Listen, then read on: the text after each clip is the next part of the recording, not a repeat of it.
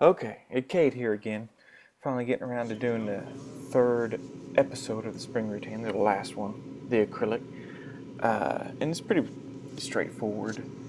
These are obviously not my hands. This is Ivan, our acrylic guy. He's been doing this about three years now.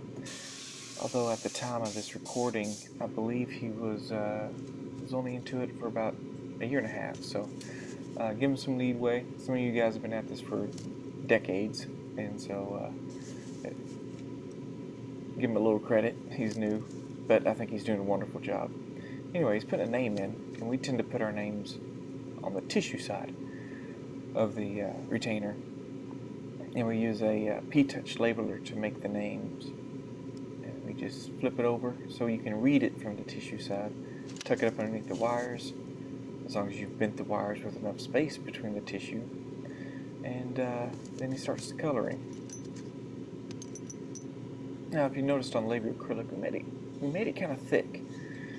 And I teach this for two reasons. One is I like to be able to have enough room for grinding, so I can grind it down into the shape I want without hitting the wire.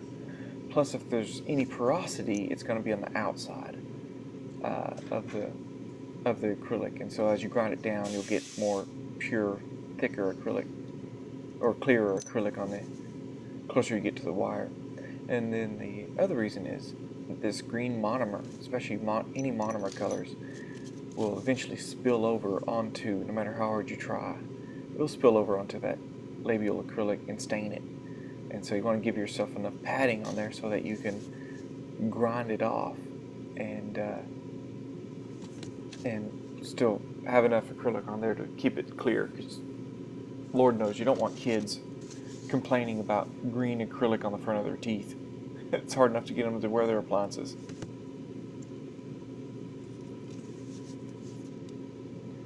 So this is his method. He's going one side, the middle, then the other side. You'll also see that he actually did spill over on the labial acrylic, as you can see, but in the end it turned out he had made it thick enough where he grind off the green. Then he goes to the other side, and he puts a layer of polymer on there to soak up any of the excess monomer. As you can see on the very first side that he did, the patient's right, it's already soaking through, but it's already pretty much setting, so he didn't have to worry about it slumping. So then he builds it up, cut a few more steps, and we cut to the end. And so then he takes a little acrylic blade like this, goes ahead and cuts off the excess acrylic on the labial bow, cleans it up some, so it's easier, a little bit less to grind in the end. Just make sure you don't pull the acrylic away from the model. Okay, out of the pressure pot, we forgot to record the bolt trimming, which we use a lathe and aluminum oxide wheel, and we also use big 1/4-inch burrs to get the thickness down to more manageable thickness, and to get it into the shape we want. And then we finish it up using the electric handpiece, and 3 or 4 burrs is what we end up using. Right now he's reducing the thickness of it, getting it to where it's the right thickness, contouring it for patient comfort. And then he's going to switch to the labial acrylic, which we use this the barrel burr is what we call it. And I like the ones with the flat end on the end of it, so that we can get close to the wires without nicking them. And he gets it down to about 1 to 2 millimeters off of the labial bow, so 1 millimeter above and 1 millimeter below with the acrylic. And I like them to look nice and square, and nice square edges. And we use a stainless steel bristle brush. I love using these things. They don't bother the wires. You can remove the acrylic from around the wires, and you don't have to worry about nicking the wires or grinding on the wires and making them weak. You can be as aggressive as you want. We just clean up the acrylic around all the wires coming out. You can also use a stiff bristle brush, it does the same thing. It doesn't last as long, but it has the advantage of keeping its shape. The bristle brush tends to flare out, and you have to replace it with a new one. He's using a flame burr. Yeah, I guess it's not a flame, a cone burr, to get into the little nooks and crannies and get real close to the wires.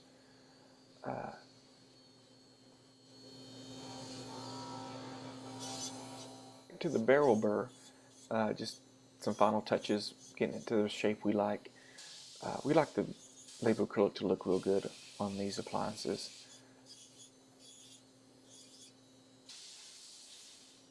And then he switches to the cutting burr. We get these from Great Lakes Orthodontics. They're used for cutting out Biostar material.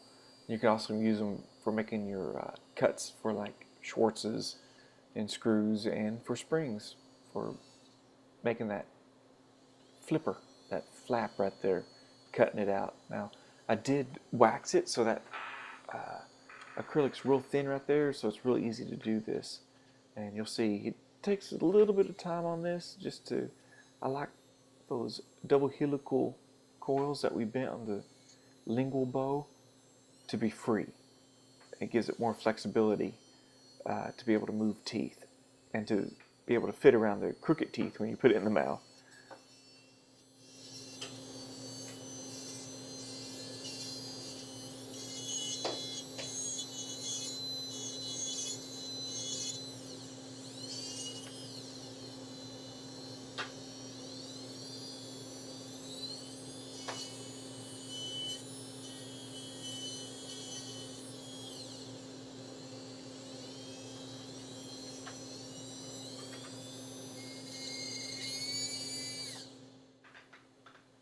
Okay, finishing up with the cutting burr, he gets the cut to where he wants it, and then he switches back to, I think we skipped a step of bristle brushing the area where the double helical was, and now he's cutting away the excess, rounding off the corners he made with the cutting burr.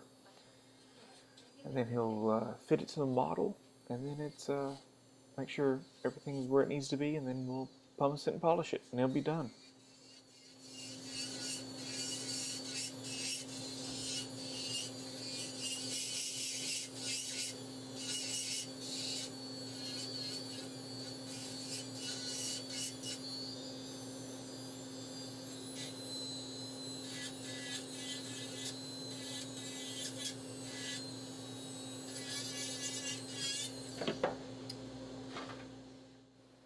Sorry about some of this being out of the picture. We're trying to get a close-up shot on his hands while he works so you can really see some detail. But when you're right in the middle of grinding on some retainers, you don't really pay attention to where the camera is. So I apologize for that. Notice he stuck the teeth in there, back in there. I know some people make a duplicate model, which is better, but we don't charge enough to make a duplicate model every time of springs. But I do say that is the best way of resetting the teeth and duplicating the model. Otherwise, you get a mess of teeth and wax, and you gotta fit them back in after you've taken it out of the pressure pot. And you'll see some of the teeth are kind of messed up at the end here.